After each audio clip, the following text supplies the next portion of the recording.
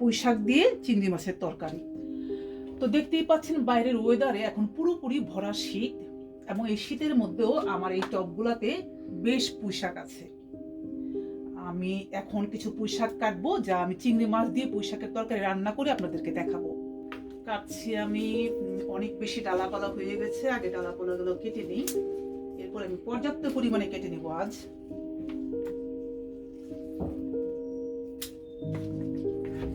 আমি অন্যান্য সবজি লাগিয়েছি, কিন্তু সবচেয়ে বেশি ফলন হলো আমার পুঁই শাকে, এবং আমি এটা সারা বছর খাচ্ছি।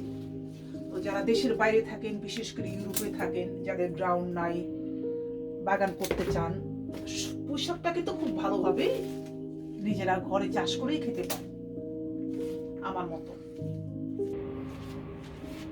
তো বন্ধুরা দেখুন, এই ছোট ছোট টবে কতগুলো পুঁই শাক হয়েছে। আমি অর্ধেকটা কেটে নিয়েছি, এরপরে আরো কতগুলো আছে, তো বাকিগুলো রাখলাম ইলিশ মাছ দিয়ে খাওয়ার জন্য আরেকদিন।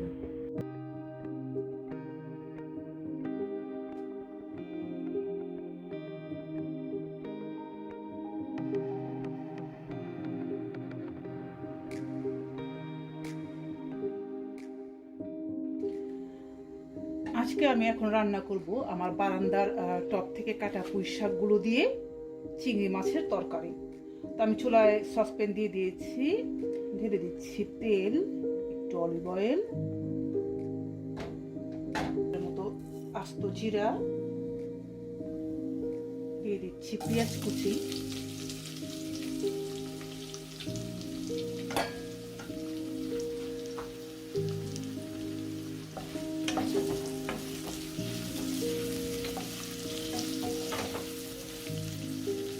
পেঁয়াজগুলোকে লাল করে ভেজে নিব।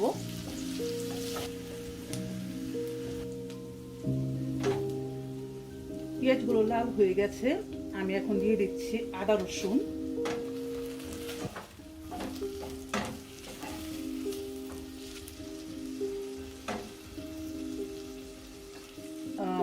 আপনারা খেয়াল করবেন আমি আদা রসুনের কিউব ব্যবহার করি। আসলে আমি আদা রসুনগুলোকে একসাথে অনেকগুলো ব্লেন্ড করে ফ্রোজেন করে রাখি, যাতে 1 টেবিল চামচ করে আদা এবং 1 টেবিল চামচ করে রসুন আছে। এটা সুবিধা হচ্ছে যে আমরা একবারে, বিশেষ করে আমি একবারে এত বেশি ব্লেন্ড করি যে 2-3 মাস নিশ্চিন্তে আমি ওইগুলাকে ব্যবহার করে, আমাকে ঘন ঘন ব্লেন্ড করতে হয় না। আপনারাও চাইলে সেইভাবে ব্লেন্ড করতে পারেন।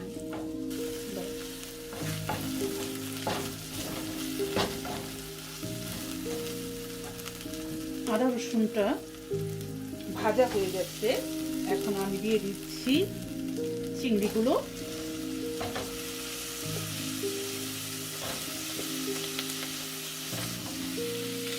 আমি তেলে নেড়ে ছেড়ে ভালোভাবে ভেজে নিব।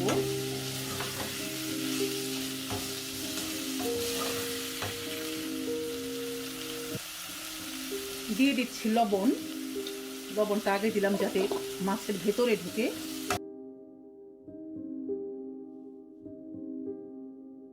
দিয়ে দিচ্ছি হলুদ, বড় চা চামচের 1 চা চামচ,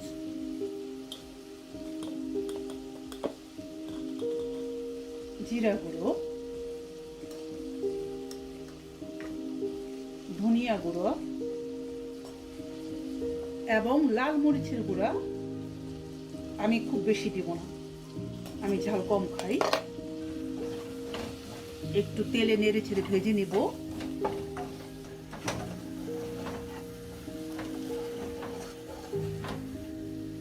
মশলাগুলোকে আমি তেলে নেড়ে ছেড়ে ভেজে নিলাম, মানে কষিয়ে নিলাম।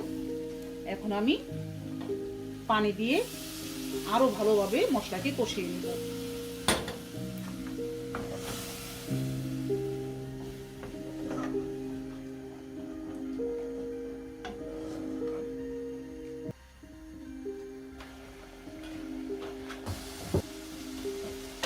মশলাটা কষানো হয়ে গেছে, এখন আমি দিয়ে দিচ্ছি পুঁই শাকের ডাঁটাগুলো। পুঁই শাকের ডাঁটাগুলো আমি আগে দিতে চাই এই কারণে যে ডাঁটাগুলো একটু দেরিতে গলে, তো শাকের সাথে একসাথে দিলে শাকগুলো একদম বেশি সিদ্ধ হয়ে যায়।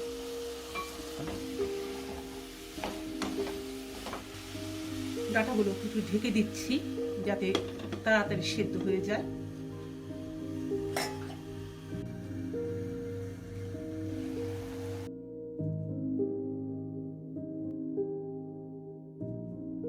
ডাটাগুলো আধা আধি সিদ্ধ হয়েছে।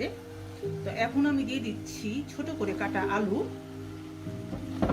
আমি শাকটা একসাথেই দিচ্ছি না, কারণ আমি চাই না শাকটা একেবারে সিদ্ধ হয়ে যাক।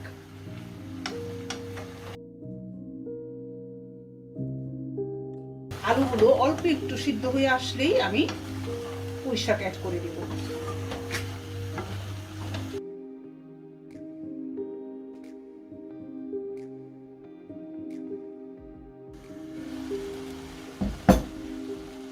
আলুগুলো অর্ধেকটা সিদ্ধ হয়ে গেছে। এবার আমি দিয়ে দিচ্ছি পুঁই শাক। পুঁই শাকগুলোর সাথে অ্যাড করে দিচ্ছি।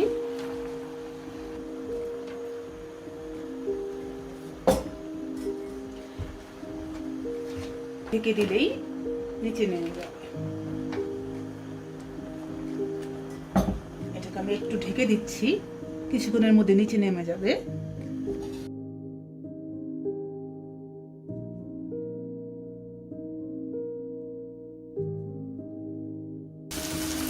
শাকগুলো নিচে নেমে গেছে। এখন আমি এটাতে অল্প একটু পানি দেবো। আমি খুব বেশি ঝোল দেব না, খুব ঘন ঝোলের শুকনো শুকনো টাইপের একটা তরকারি রান্না করব। এতটুকুই যথেষ্ট।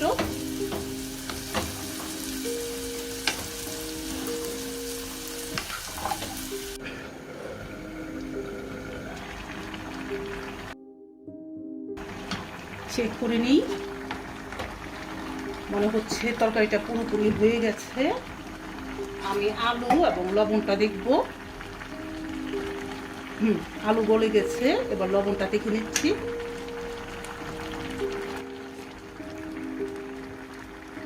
সুপার টেস্টি হয়েছে। হয়ে গেল আমার চিংড়ি মাছ দিয়ে পুঁই শাকের তরকারি রান্না।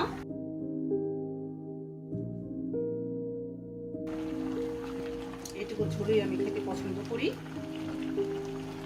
আশা করি আপনাদের ভিডিওটা ভালো লেগেছে।